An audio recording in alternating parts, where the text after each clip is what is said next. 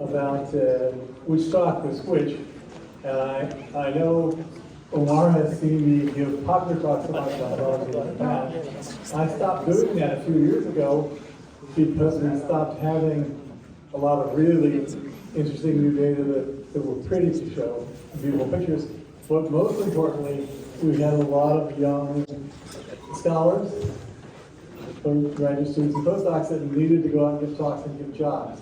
And so there are other things, but the thing that's very important is that we've made progress over the years, and now being able to describe what we understand about the universe is actually quite sophisticated and quite,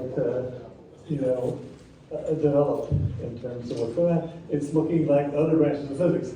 When I started very young in the field, there were people in particle physics who would say, it's not really science, it's speculation. Well, it's really science now, and I want to see that. But if you remember, I told you this was the hard one, and there's going to be a quiz. So here's the first part of the quiz.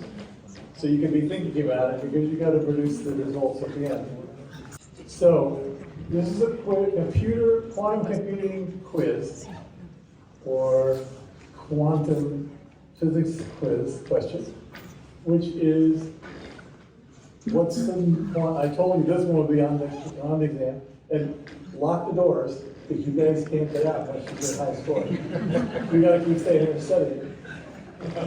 What's the quantum no cloning theorem? Okay, that's the first question. The second question is, why did the quantum no cloning theorem convince the Chinese government to spend more than $1 billion US to take advantage of it? The third question is, how does the no cloning theorem prove that human teleportation is impossible? Okay. These are not so trivial questions, but they are ones where there are clear arguments and answers. And how does it show the universe is simply a quantum computer? Now, a couple of other theorems are needed, but the no cloning theorem plus these other theorems can show you some evidence that the universe is a quantum computer. So on the previous slide, this is the advantage of being here, and I can go back.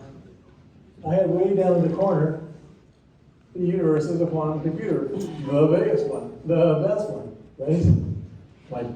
My studying in Spanish isn't so good that I may not have got it right, but it's the definitive quantum computer.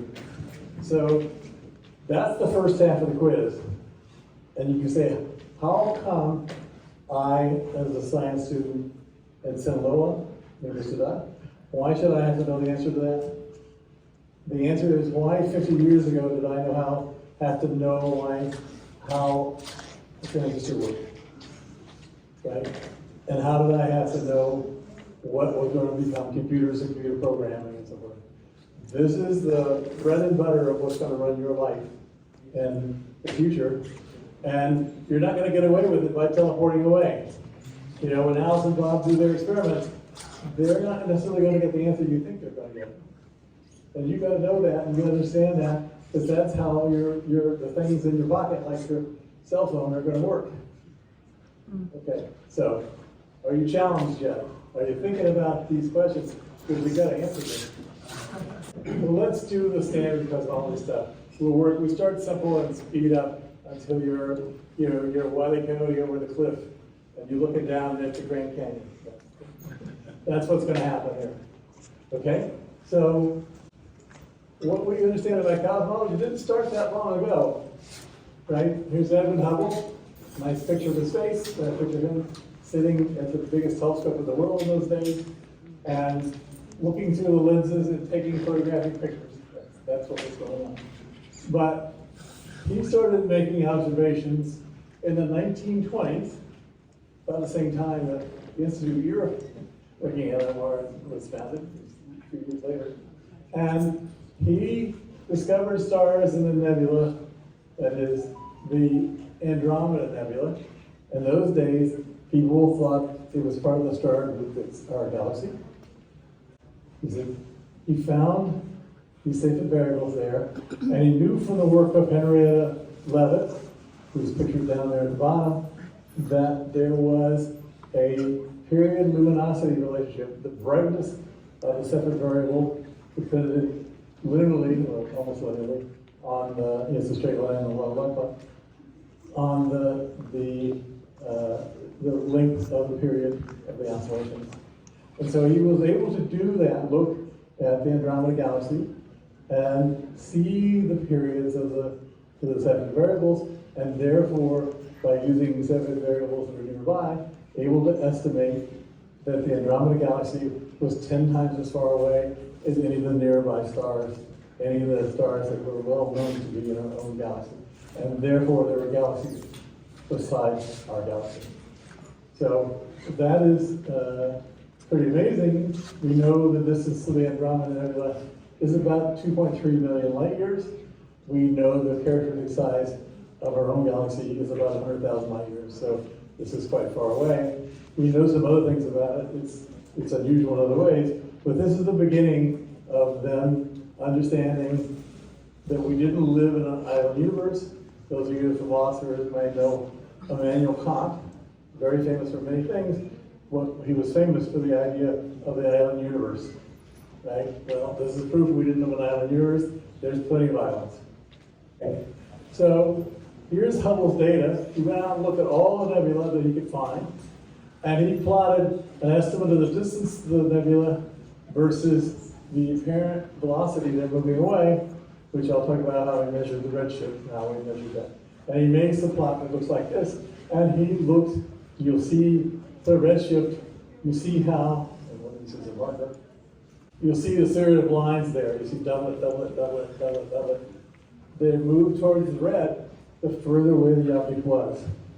So that's the redshift, the idea that there's a relative velocity moving away.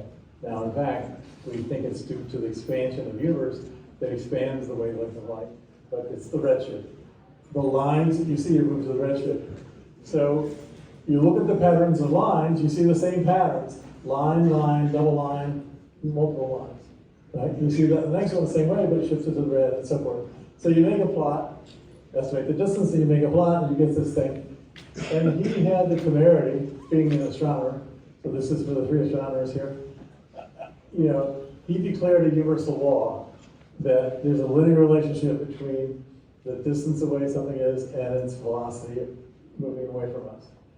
But in fact, if you look, there are 2 galaxies that are moving towards us, but that's a separate thing, where they're in our little group and they're actually orbiting around each other. The others are further away and not affected by that. So this began the understanding of what's going on. But let's think about what this means, what's going on. Okay, this tube on the left that's kind of purplish, that's a tube of hydrogen. It's just like you take a glass tube and put neon on it, you put a glass tube and put hydrogen in it, put it slightly under vacuum, and then you put an electric field across it, and the electrons drifting through excite the atoms, and they get off glow with their characteristic lines. And you can see the lines. On the right is the line alpha line, and beta and so forth down the sequence. You see a set of lines that come from this hydrogen line. Well, that's pretty cool. That means you can identify by looking at the light coming from a gas cloud or a star, you can identify what elements are there. So, sorry, I thought I should stand there, but he was going back and forth. Anyway, so now you have evidence about what's there from far away, and you have evidence about how fast it's moving relative, or how much the light is stretched coming from you, because you have these measurements in the lab, and you can compare it to astronomical objects. Okay, so in the lab, you do some work, and you find out actually there are multiple series. There's, you know, the Lyman series, the Balmer series, the Fashion series. You know, what were they doing 100 years ago? They were finding a series of lines from elements and measuring them. And we had early ideas of quantum mechanics. First, that there were atoms, and that the atoms had electrons going around a nucleus, and that made for certain quantum states, and when the electron transitions from one quantum state to another, it gives out light at a characteristic time. And you can predict that it's 1 over an integer squared minus 1 over a different integer squared. That series where the 1 over 1 squared, the 1 over 2 squared, the 1 over 4 squared, those were the various lines. So you have the idea there is atoms, and their idea that they're ruled by quantum mechanics, that they're only quantum discrete jumps. That's why you have lines. And that's not the only thing you saw that gave you confidence.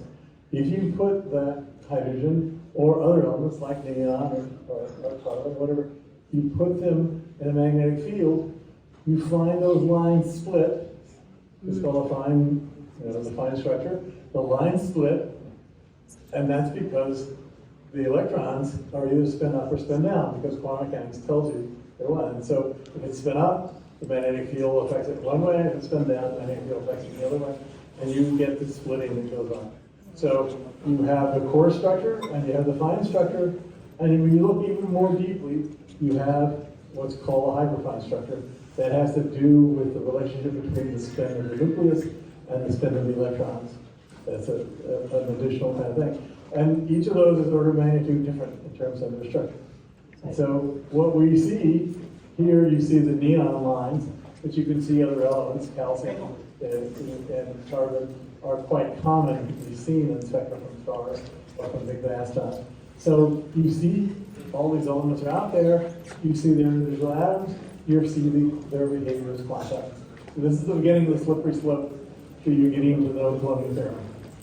We're going to say atoms make up almost everything, except in cosmology, where they only make up less than 5%. But the other stuff is going to, we expect, is going to be making up everything else, and it's also going to be quantized in various kinds of functions. So here is a gas cloud, one that I know well, it's the Orion, and you can measure and you can see the lines from it, and you can see the lines are not perfectly thin as they were with the gas tubes and that. That's because the gas clouds have molecules banging into each other, or they have turbulent motion in the gas clouds, so that you get some broadening of the lines. But basically, you can identify the lines and identify how fast it's moving away from us. That Orion Nebula is in our own galaxy, so it's just the relative motion inside the galaxy. But you can go to a further away galaxy. This is General Galaxy Catalog, number 12,915, right? And you see the line on a big background shoulder, but you see lines sticking up, and you find several lines and you can identify them, and you see that they're moved to the red. That is, they're moved along the wavelength. Their wavelengths have been stretched, or they're moving away from us, and you see that. And you go a little further, it's a smaller galaxy, that's because it's further away. Sometimes there are small galaxies because they're smaller, but here this is a fairly regular sized galaxy, and it's just further away. And you see the line that's moved further to the right. And here's another one that's even further away, and you see it's moved further to the right. And here's one that's even further away, it's just a speck. If you don't have a great telescope like Hubble or JWST, you don't see that. But you can see it's moved into the near red, it's moved so far. And here's another one that's even further away. You have to look at different lines, but you can see the same thing. This is from the infrared telescopes, because you're looking into the infrared. And here on the left is Hubble's original data. One solid line has to do with individual galaxies, and the other one with clusters of galaxies, because galaxies come in clusters. And on the right, it's just about where we are today, right? So you will notice there's the low V measurements, there's the Sloan Digital Sky Survey measurements, there's the extended Sloan survey, and the Hubble telescope deep survey, and now there's getting to be the JWST. If you look out, this goes from very nearby out to a redshift of 1. That is to where the wavelength is twice as long as it is for the nearby galaxies. Right? That's also way back in time in the history of the expansion of the universe. And look how tightly it fits. Now, it's not in real life a perfectly straight line, because now the axes are slightly labeled because they're a correction for the things that, because if you move like that, you knew where the peak of the star is. For a given star, it has a certain peak, depending on its temperature, And if you move that star further away and moving faster away, or redshifted more, you will actually affect it. So there are corrections for that. There are also corrections for the fact that the universe is speeding up its acceleration now, but it was slowing down. There's a number of corrections that are made, but if you use that standard model, you get this straight line, you subtract that straight line from the data, and you get the bottom part. You can see the residuals, that there's no systematic bias with the distance. So this is some progress that we have made in my lifetime, because it wasn't much further than that when I first was born, right? And now we have this amazing theories, right? Which is there's the beginning of time, there is some stuff going on, then there's a period we call inflation, where the universe expands its acceleration at an incredibly high rate, presumably slightly slowing down with time. We have evidence for that now. And then making a transition, a phase transition, the way ice turns into water or something, and going into the universe, which is slowing down quite a lot. That's the universe in which we can form stars and galaxies and make the interesting things in the world. And then the universe started accelerating up again. And so we went from a universe which was sort of chaotic but fairly uniform to one that was pretty uniform, but with small ripples at a part of 100,000 level, to one where we have clusters of stars in other clusters, in galaxies, and clusters of galaxies in bigger clusters of galaxies. So it's a much more lumpier looking universe today. The question is it lumpier in all ways, or just lumpier in visible light? And the answer is, it's lumpy in a lot of ways. We have evidence of that, which I'll show you. Okay? So here's the stuff that I'm famous for, making these plots on the left, and the one on the right too, but for different reasons. So on the top curve is a picture of the intensity of light versus the wavelength, or the intensity of light versus the frequency of the radiation coming from the universe as a whole. The biggest fraction of radiation, most of the energy in the radiation of the universe is in what we call the cosmic microwave background now, because it peaks in the microwave region. That is what the curve looks like. And you can see the original point of Fitzgerald Wilson from 1965, where they found the temperature near 3 degrees. You see a bunch of points in red, which is by my group and our collaborators from Italy. And then the two experiments on the cosmic background explorer cell microscope. And from that, we measured the spectrum, and we measured the spectrum of what we call a dipole anisotropy, and making myself louder. And the bottom set of things were the plots that I made when we made the announcement. We actually kept taking data for another 2.5 years from that first announcement. But the first top picture shows you what the universe would look like if you had eyes that could see in the microwave. It looks incredibly uniform. It's more uniform than the Earth is round. The Earth is not an exact sphere. The universe was closer to an exact sphere than the Earth is. In fact, it's much better, an order of magnitude better than the best billiard ball, the best pool ball we've ever seen. It's quite amazing how perfectly the early universe is to being almost perfect sphere. But you see in the second one, when you remove the mean and expand it up more than a factor of 1,000, but about a factor of 1,000, you see two big features, hot in one direction, going smoothly to pull the other direction. This we call a dipole. It's got one hot spot and one cold spot, but actually has a smooth variation in between. That, we believe, is due to the motion of the solar system and the galaxy relative to the radiation of the universe. We're in a bath of radiation, and we have to be moving relative to that bath because our galaxy is rotating and because our galaxy is orbiting other galaxies. And but you also see across the horizontal one, you see a spot in the blue, and you see a spot just at the edge of the red and the yellow region. That is the spiral arm of the galaxy in which we live, right? We live in a spiral galaxy. We happen to be in one of the spiral arms. If I look out that direction, I'm looking down the spiral arm. If I look in the opposite direction, I'm looking down the spiral arm the other way. That's what you see there. But that thing across the center you get hints of is the actual plane of our galaxy. We live in a disk galaxy, and it's very flat. It's, if you guys are so young, you remember what a 78 record looks like. That's a pretty good description of our galaxy. Okay, so if you take away the dipole and blow the scale up another factor of 100, so now you can see features that are part and 10 to the fifth, or pardon me, then you see these little bumps. These bumps, cold spot, cold spot, cold spot, warm spot, warm spot, warm spot. You see these variations. Now you don't see a lot of them because this was a small experiment on a relatively small satellite. It didn't have the size in which to make really high resolution maps. And also, we didn't have quite enough sensitivity, even though we were measuring variations to a part in a million. That's how perfect universe is. The variations are a part in 100,000, and we were measuring roughly to a part in a million, averaged over sort of 10 degrees, 15 degrees kind of scale.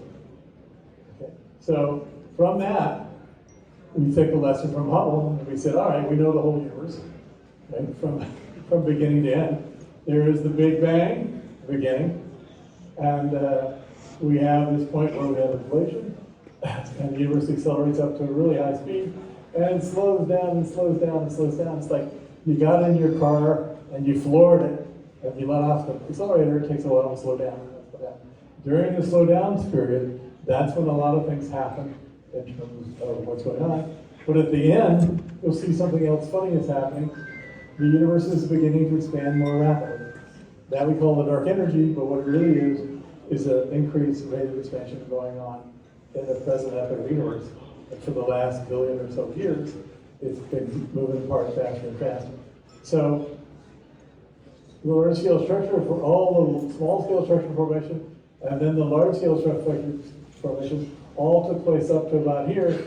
Bigger stuff can't form because the universe tears them apart. So it's like being bold, right? You just write down equations, plug the stuff in, and you get this, and you can calculate this. And we only need 6 parameters to do that, although usually we do it with 8. And we get incredible fits to the data, which I'll show you. All right? But we're not the only people taking data. This is, you know, when I say we, I mean my colleagues and having my very background in measurement. Hubble was out there.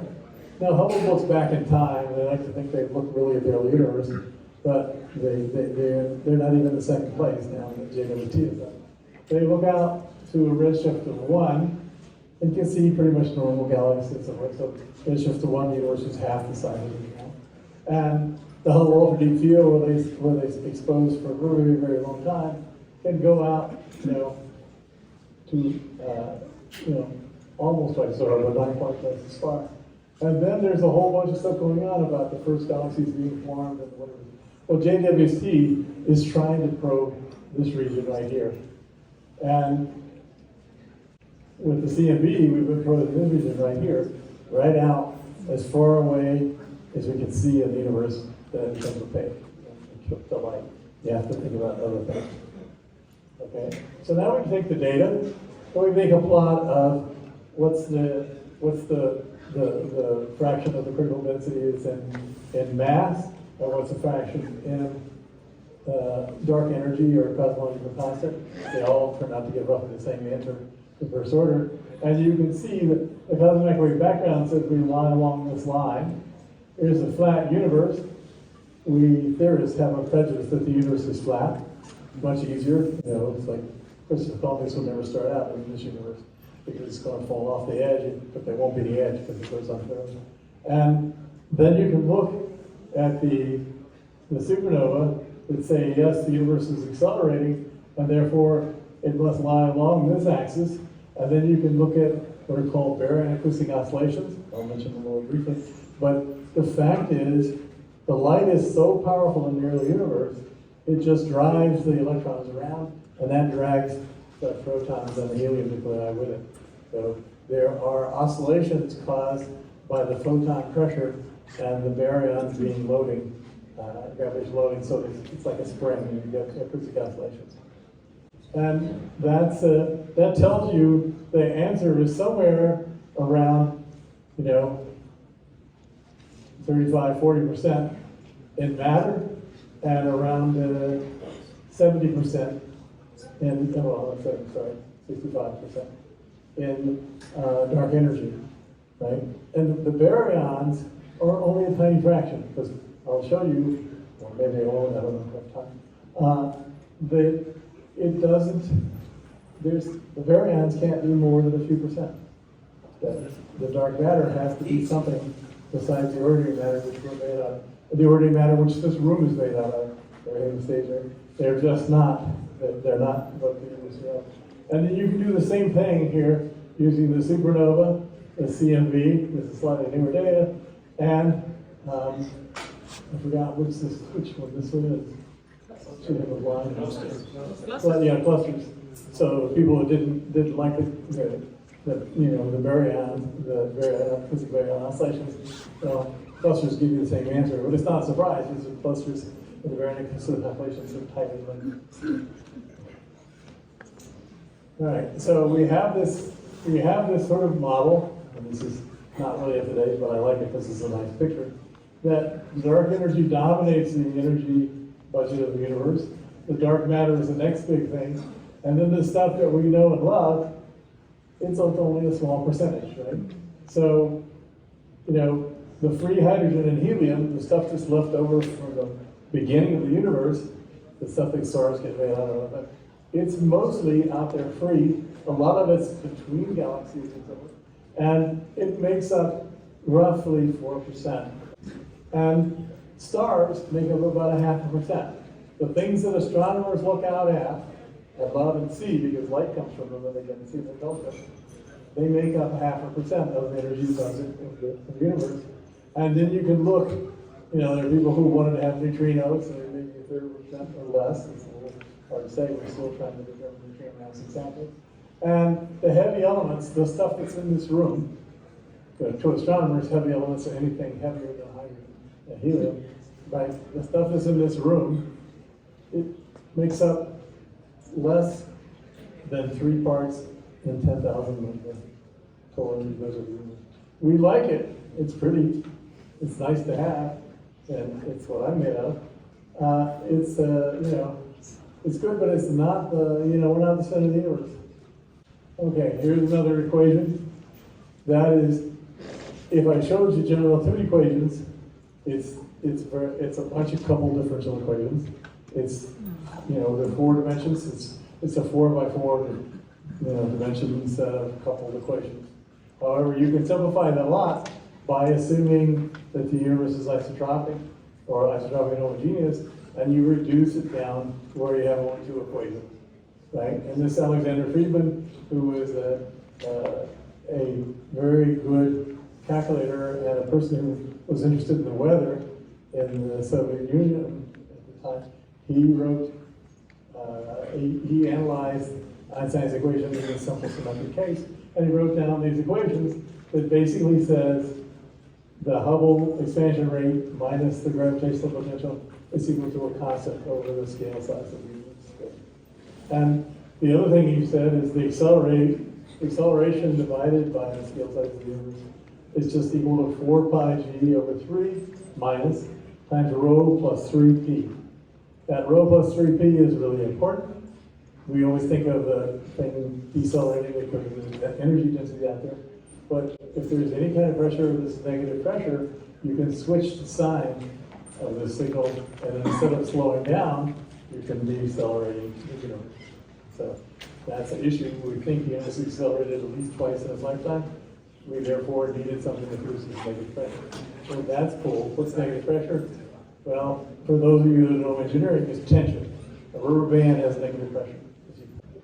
All right, so here's what's going on. Use the formula, use those equations, do the calculations, put in your inputs, and you can predict what the fluctuation should be as a function of scale. Right? You say, I put in perturbations in the early universe, and look and see how they change. And the first order, we're saying it's been pretty flat, so it's almost a flat distribution, but now it gets processed in the fluid nature of the the universe.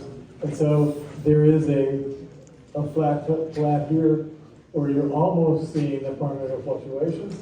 And then there are the acoustic peak from the baryon acoustic oscillations. That is, if you drop a small perturbation, even a 10 to the minus 5 perturbation, that perturbation will be driven apart by photon pressure, and then its own gravity will pull back and forth, and you'll get oscillations. And there'll be the first harmonic, second harmonic, third, and so forth. And it turns out, depending on whether this is just dark matter or dark matter plus baryon, the ratio of the heights of these peaks vary, and therefore you can fit to them and see what's going on. So with COBE, my team and I, we were measuring stuff in this range. And then we came along with the WMAP satellite, and we're measuring stuff in this range, plus some of them here to tie it all together. So there's the COBE measurement, here's the next generation satellite. Notice the same structures are there, but now there's more detail. The warm spots, still the warm spots, and so forth. And then, more recently, we came along with what's called a Planck satellite, named after Max Planck, whose curve, the CMB data fits so beautifully. I mean, incredibly beautifully, so much so that you can show the universe has only 3 large spatial dimensions, because if it had fractal dimensions, the power spectrum would have a different fraction for the exponents, so it wouldn't be the each nice everything. So here's the same thing again, but now with much more angular resolution and some more sensitivity. So the dark spots, you can see the dark spot, you can see some small spots. So what you're seeing is there are perturbations on every scale. Because they're so tiny, you're in the linear regime, so they're all benefiting each other, and you just can sum them up. You can treat them all individually to sum them up for the plot, but in order to look at it, you can look at the power spectrum, and you can look out here. And so with Planck and now with ground-based things, we're moving all the way down out there. So we're doing the same thing the spectroscopy people did when they were looking at the universe. We're seeing the lines, the series of lines. We can start identifying the elements, and we can see what various things are going on. Unfortunately, they're not as narrow lines, so we have to do a little more interpretation. Okay, so here's some actual data, up-to-date data. Douglas Scott and I just finished our every 2-year review, and it should be out on the web already today. It's actually published in the journal already, but for some reason it's being held up by the archive. And here again, you can see that curve that I was showing you before, the perturbations, now in units that are microkelvin squared, so 10 to the minus 6 squared times 10 to the 3, so because it's part 100,000 and so. And you can see the flat area. You can see the first peak, the second peak, the third peak, the fourth peak, the fifth peak, the sixth peak, the seventh, eighth, if you count. All right, this is starting to be spectroscopy. Same thing as seeing the first lines of the elements. But you can also look at the polarization of the 1,000 microwave background. Right? Any of you have gone out on sunny days know that you can get Polaroid sunglasses, and the light reflected from water is slightly polarized, and the light reflected from the hood of your car is slightly polarized. So if you have the polarized sunglasses the right way, you can do it. Well, the same thing is true. What that has to do is with the effect of the anisotropy in the universe scattering off of the ionized medium that exists there, and you get a net result in polarization, and that is at the few percent. You can just do simple calculations and show what it has to be, a few percent. So if you've measured this curve and fit the model of this, you can then predict what this one should look like. So that curve is not a fit to the data. That curve, well, it may be this big a lot if we fitted both together, but you don't need it. I believe this is one where we didn't fit it together. That's just a prediction of what it should be, and that's what people are measuring. Okay, so that's a pretty good start. And from that, you can go back to your original model and put all that data in, and you can solve for all the 6 parameters you need to describe the whole universe. Right? That's not so bad, 6 parameters. If you go to the store and buy this suit, they measure 6 they measure your inseam, they measure your waist, they measure, right? They only measure a few things, and they cut to a template based on the theoretical model of humans, right? And morphology. And this is a better fit that you get from your suit. Your suit has to allow for the fact that you breathe and that you eat, and you can sit down to a big, nice lunch and have a lot of great food here in Sinaloa, and you can do bigger. It's your suit, your clothes don't fit as well as this model fits. So we're making progress, right? And you can even see those very acoustic oscillations in the material itself. So here is the power spectrum measured the way astronomers do as opposed to the way physicists do. So there's an extra factor K. But the red is from the microwave background, and the blue is from measuring the distribution of galaxies. So if you have a perturbation and the light pressure drives it out, you'll get an outer ring of baryons, an outer sphere of baryons, and then much of those baryons are dragged back to be on the dark matter, but some are left behind and attract some dark matter. And so you have extra spheres of galaxies from the part that's residual that didn't go back, but was dense enough to form galaxies right there. So you can see that. You can see that in these wiggles. And they're not very big, but they're there. So we're starting to see what I would call the fine structure, but we see even more, right, in terms of what's going on. And the Sloan Digital Sky Survey made these distributions. We have now more surveys going on. I'll mention the one that Jorge and Axel are involved in, our Mexican colleagues. Mexico is a big participant in this experiment called the Dark Energy Sky Survey, the Sky Instrumentation Survey. And they have a collaboration meeting this week in Hawaii, so they decided not to come here, but to go to Hawaii. I don't know why. But here's the survey for DAISY, right? They're going to try and survey 50 gigaparsecs. So what's a parsec? A parsec is 3.26 light years. A giga is 10 to the 9th of those. So 3 times 10 to the 9th volume, 3 times 10 to the 9th light years. And volume, that's that huge. And so nearby, you don't see so many galaxies because if you have a section of a sphere, there's not much volume right nearby. But as you get further out, you get more and more samples, and you do more and more surveys, but also the time spent to make spectra of these things is expensive. You don't want to spend too much on all the nearby stuff. But you see they're measuring all these galaxies out here, 4 million large red galaxies, 17 million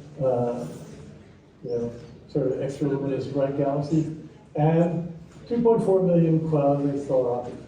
These are called quasi-stellar objects because they look like stars, but they're much brighter and they're much further away. And you notice in front of each quasi-stellar object, there is a line with dots on it.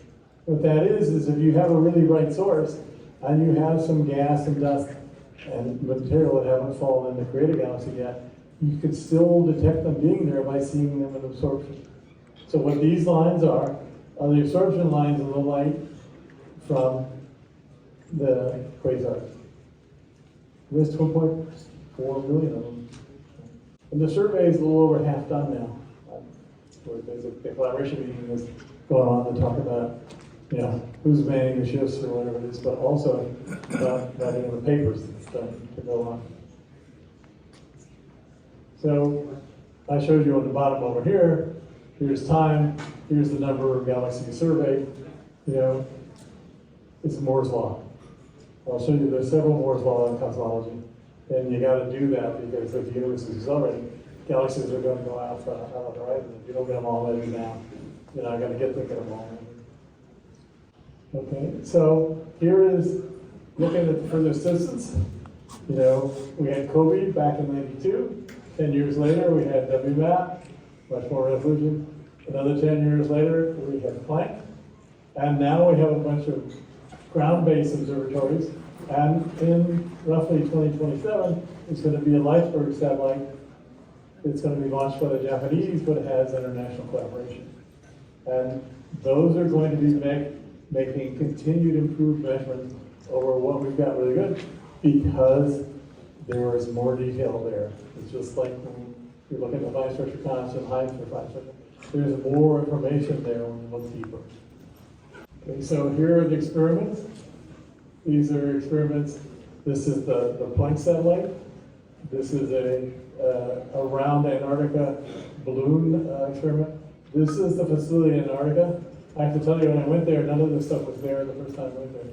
We just set up an out in the snow, kilometers from the South Pole, and that's where we set our instruments up and try to make reference. But it's grown into a little industry there. And this is in Chile. This is up in the Altiplano in Chile. It's up about 4,000 meters, and it's a very high dry site, and it's a very good site for observing because the atmospheric water vapor is so small. I always say good astronomy is done, but it's bad for humans. It's like, if you don't like the dry air and you don't like the cold and you want to breathe good oxygen, it's not the best choice, right? And you have to like to work at night.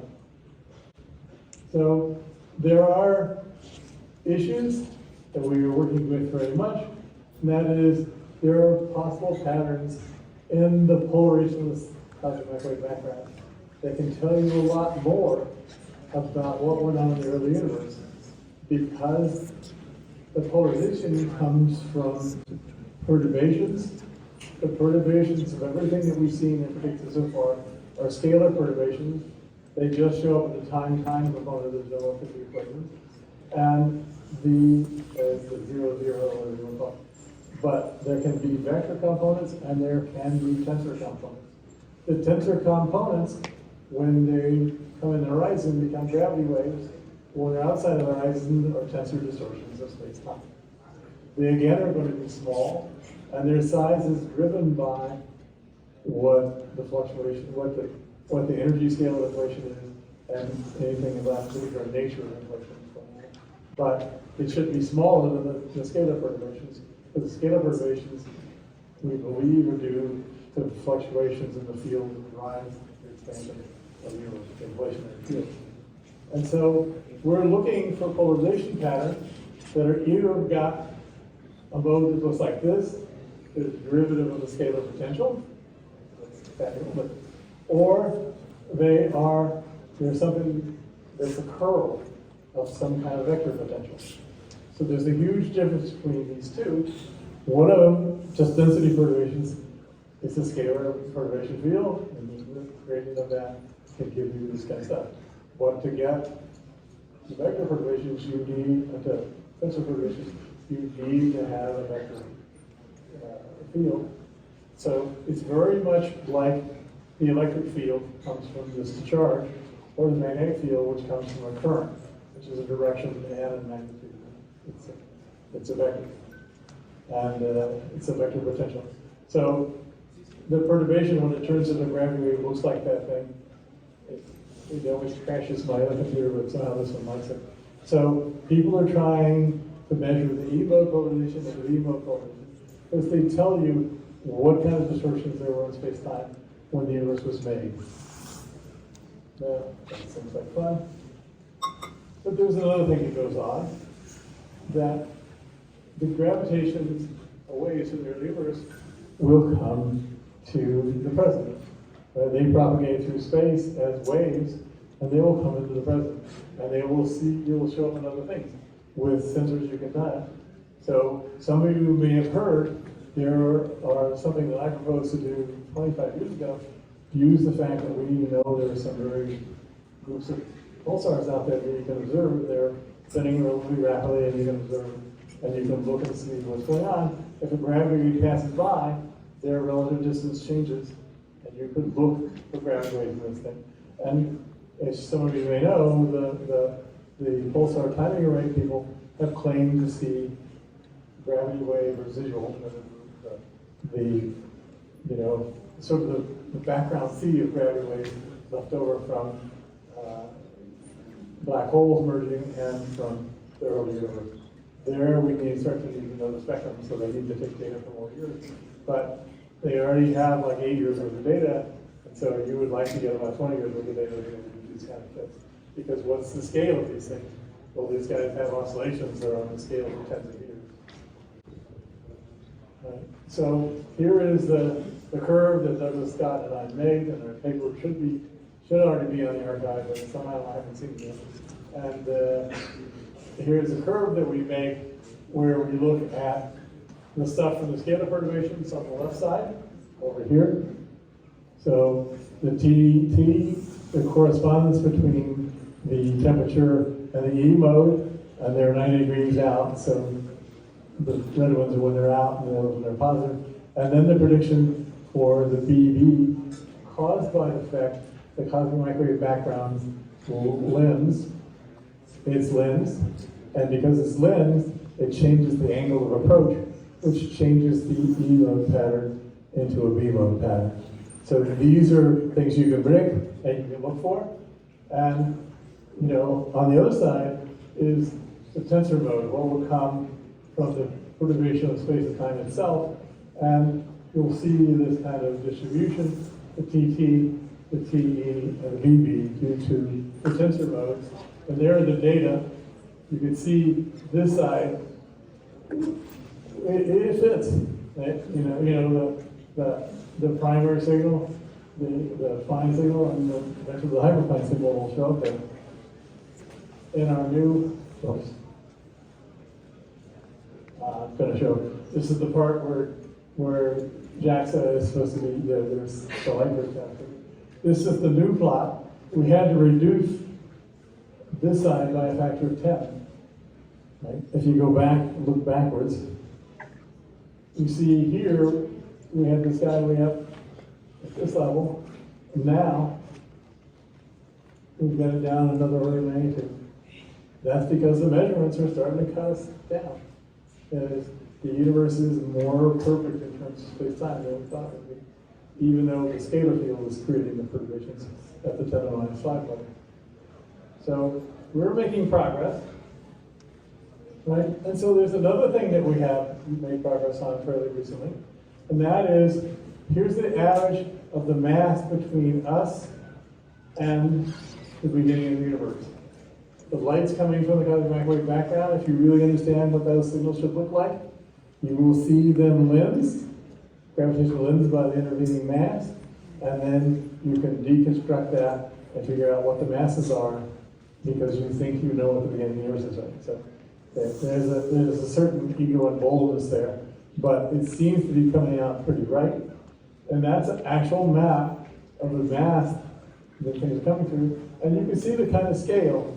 It's the kind of scale where it's on the order of 1 to 2 degrees across that you have coherence, and it's very small in terms of the total effect, because the amount of material is actually in the dark, very dark matter. So it's less than 30% of the total energy density of the universe.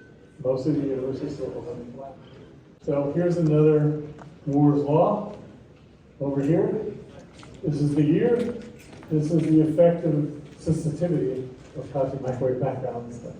So look at that. This is a log plot, and this is linear.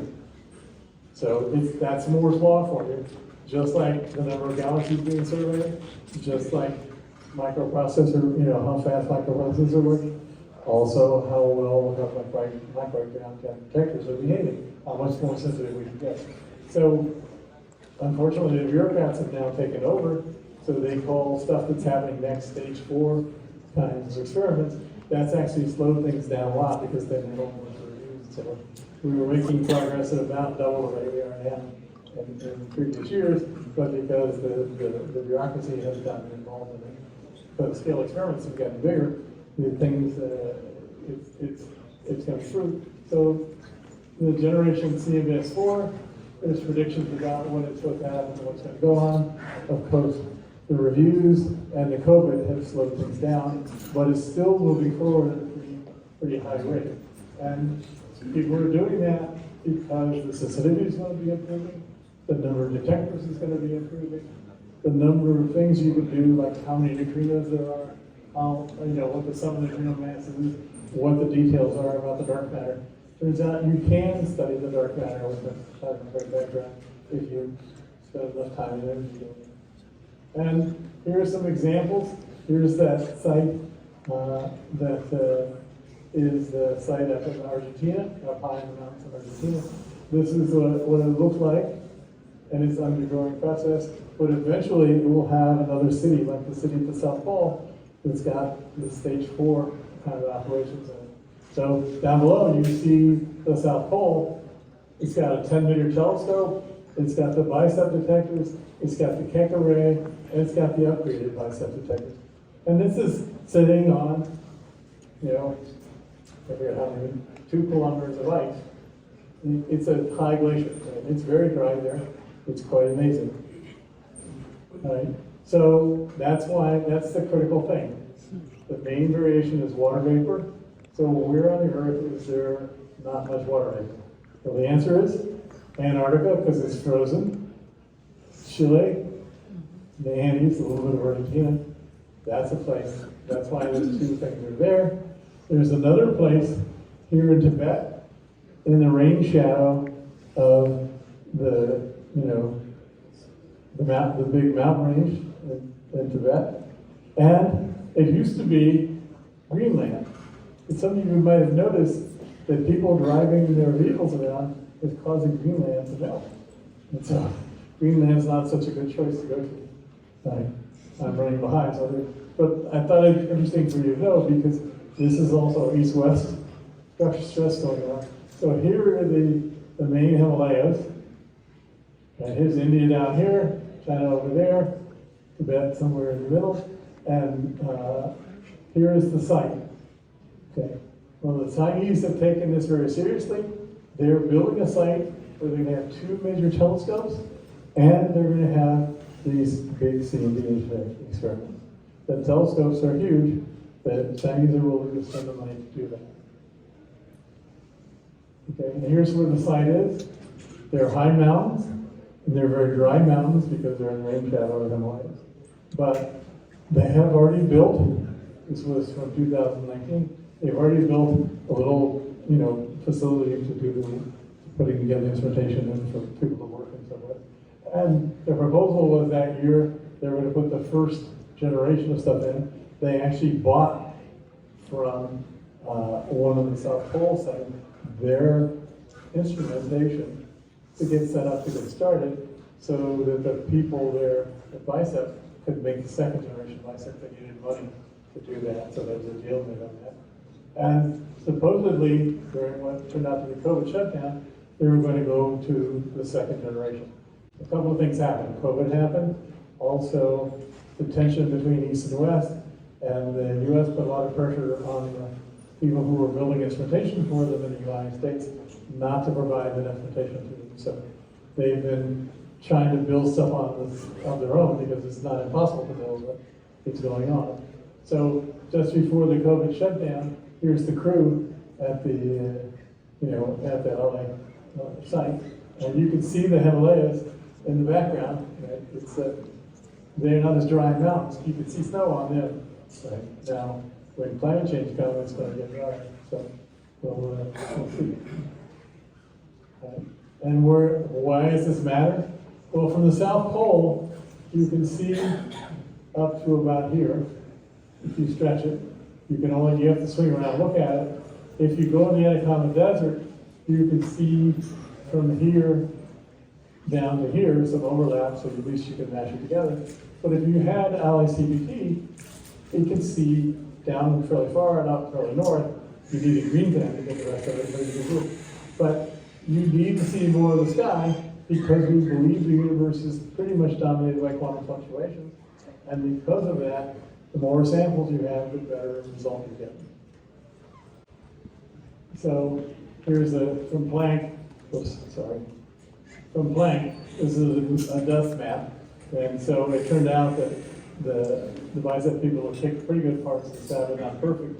And you want to be looking in these kind of windows and these kind of windows in order to have the lowest background from dust from around the galaxy. And our own galaxy is really a problem, right? You're not going to take good data for this reason because you're looking down to incredibly low levels. We're talking nanokelvins. I mean, this is what you don't have in cryogenic labs. You don't have nanokelvins. You're lucky to get to millikelvin. So it's just really quite an achievement. So here's the sort of sketches for the JAXA mission, the Lightbird mission, and they have some fairly impressive rockets. The Japanese don't know how to advertise. They did a nice mission around the moon. You probably never heard of it. But again, it's the same thing. They have a pretty big rocket, 4.5 meters, same size as what was the shuttle bay, and you're going to put a satellite in there which looks very much like the original Kobe satellite, with 2 sets of detectors, low frequency and high frequency, and then all the stuff to be able to cool it down by radiation and not letting stuff from the sun and the earth and any other nearby object from doing it. And so this is not only 2027, I think COVID has probably pushed it back into the future. I'm not sure exactly. Right. In the meantime, we have these new windows open, but they say too much. Right? There's a new kid on the block called gravity waves. These gravity waves have been there a long time, but they're finally being detected by detectors on the ground and by the pulsar timing array, and they can provide some information on these kind of objects. And they do a lot of great things. And something that I did not believe, I gave a talk at the window on where did all the elements come from. And I said, I gave a couple of slides on, there are people that say that neutron star collisions produce a lot of early elements. Well, that means there have to be more than 1 million in our own galaxy. Well, apparently there have been. So, either that or they got everything wrong. But anyway, we'll see. But this is for the Day of the Dead, right? Here's a plot of the masses in the stellar graveyard that you detect by these gravity waves. And down at the bottom are, electronically detected neutron stars. And I can't quite see here, but in blue there are, and sort of slightly other colors, there are some that have been detected by gravity waves. But there are a lot of black holes, and you can see where the black holes are in terms of mass and how they go up. And this is actually quite impressive. Right now, the gravity wave detectors are on, and they're detecting at least 1 gravity wave event per week, sometimes more than that. So the statistics are starting to build up. So there's the thing I told my colleagues that we were going to work on, we got to get in and start analyzing it. Everybody said we can't do it. So I got a paper I have to finish by the end of the year. Then I'm going to try and go back and look through the data and see what we can see about these guys, because it's hard to believe that these guys are real. Right? So my colleagues, I proposed, and my colleagues went along with me, and that these are actually gravitationally lensed gravity waves, and they look bigger and heavier than they are because they were magnified. Right? So anyway, we'll see.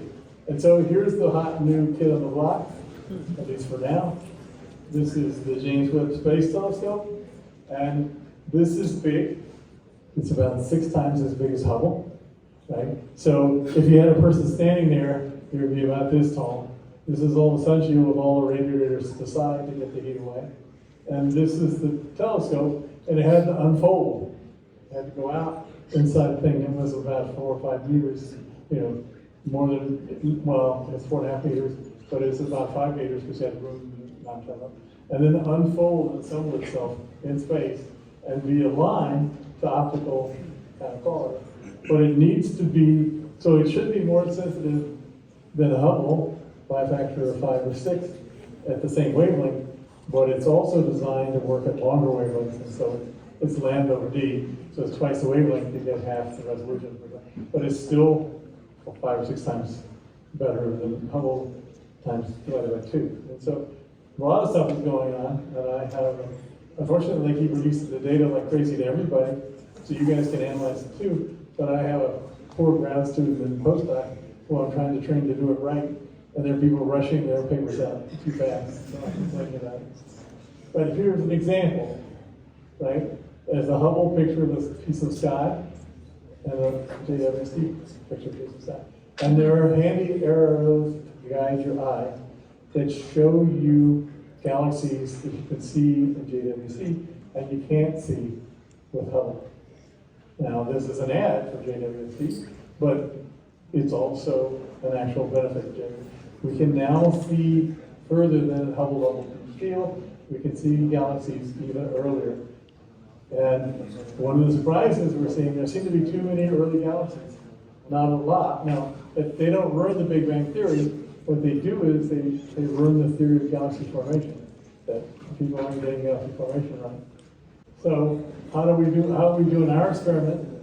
Okay, here is the basic concept of gravitational lensing. You've got a distant galaxy, you've got a cluster of galaxies that have galaxies in it, and then a big halo of dark matter. And the light that comes from this galaxy is bent by the central masses, the dark matter plus the lasers. And you can have two different paths that come from the star and end up where you are observing at Earth, right, from the telescope near Earth. So, you know, what's going to happen? Well, these lenses sometimes look distorted and sometimes look different, so you have to use it with some grain of salt sometimes.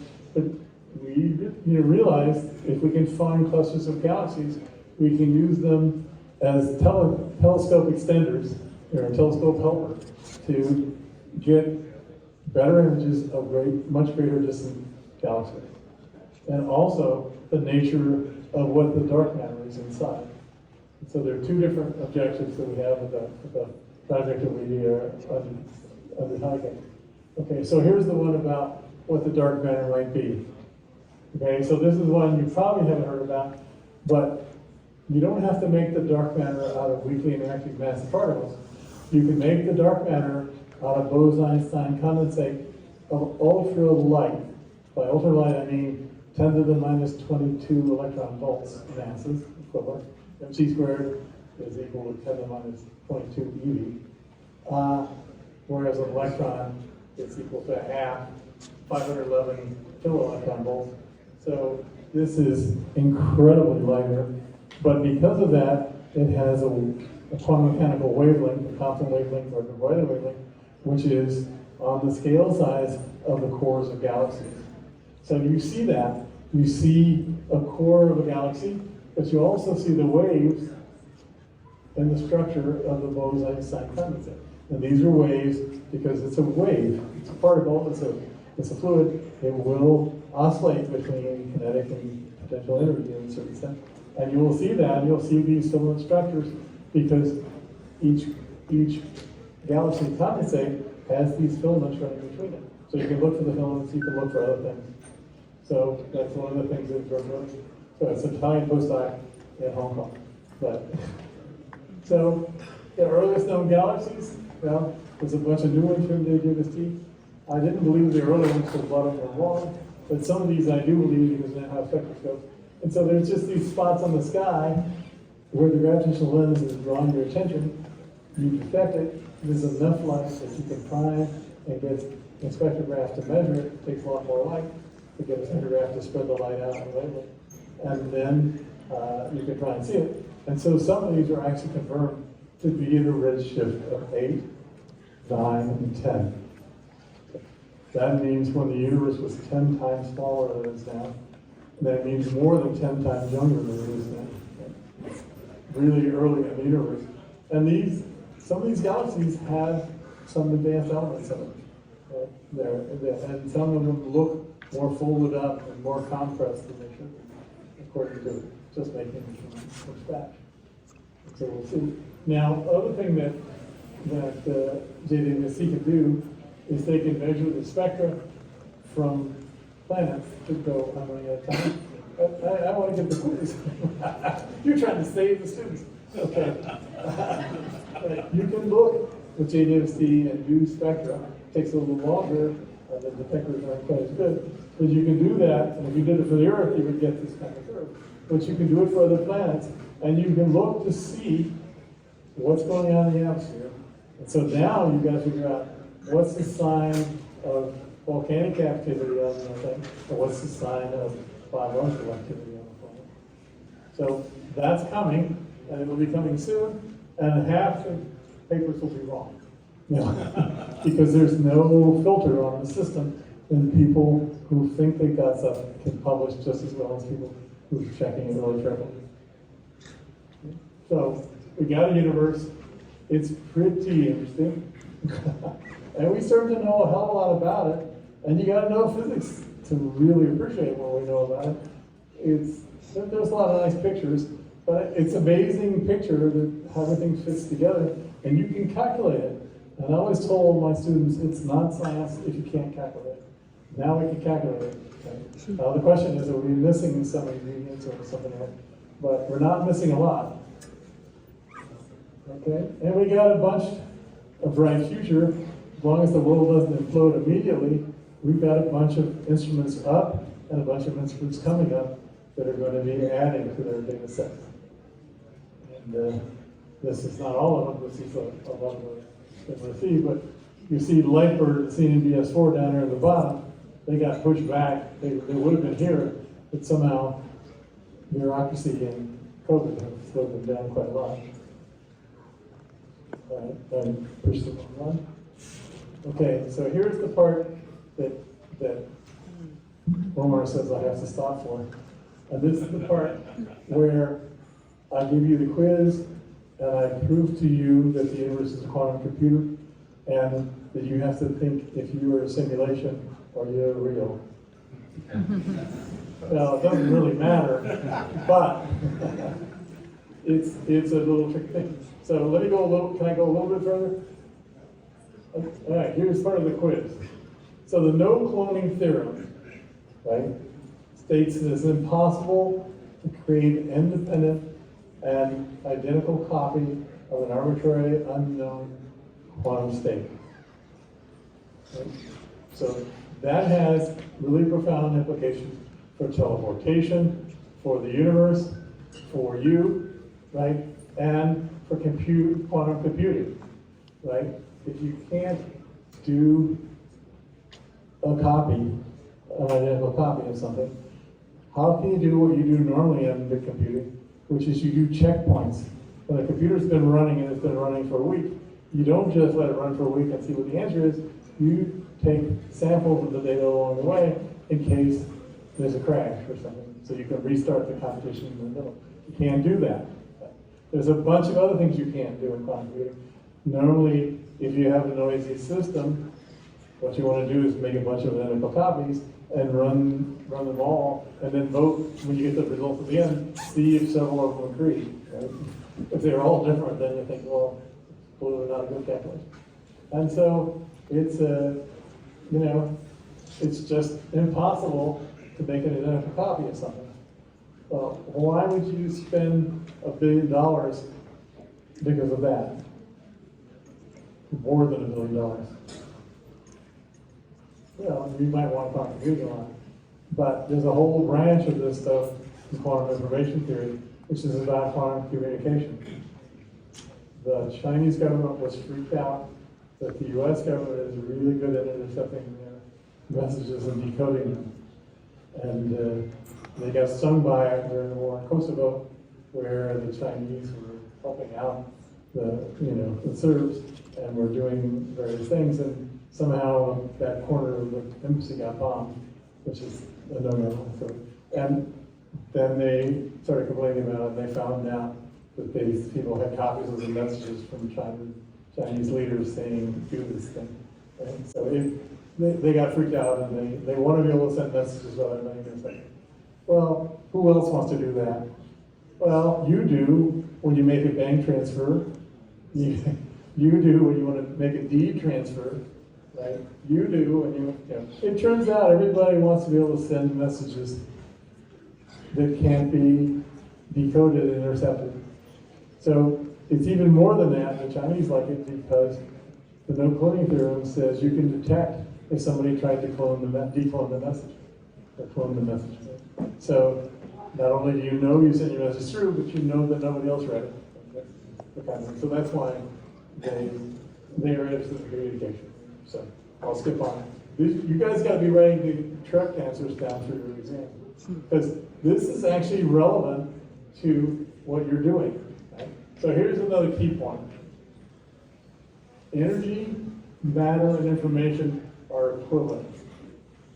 Okay, now, this is not obvious, right? I mean, this seems like it's real. It seems real, right?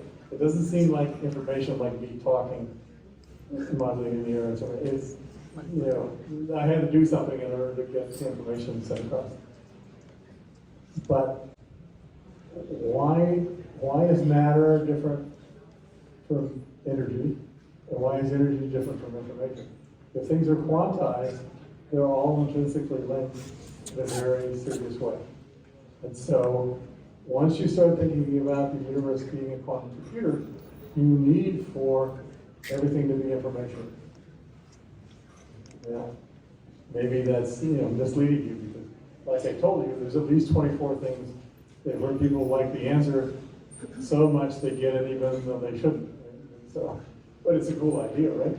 And, you know, our friend von Neumann, he figured out how to measure the quantum entropy of systems, which is exactly like the thermodynamic thing, except works for quantum states. But if you make ideal quantum states, they have zero entropy.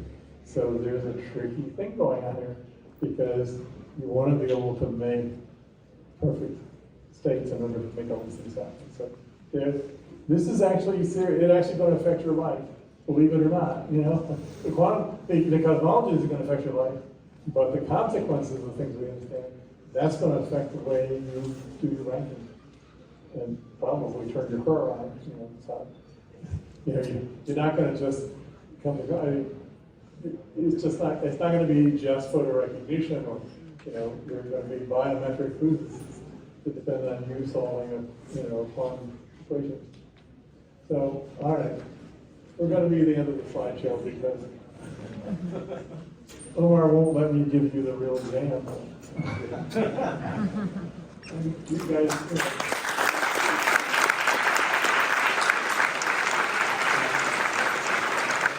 know.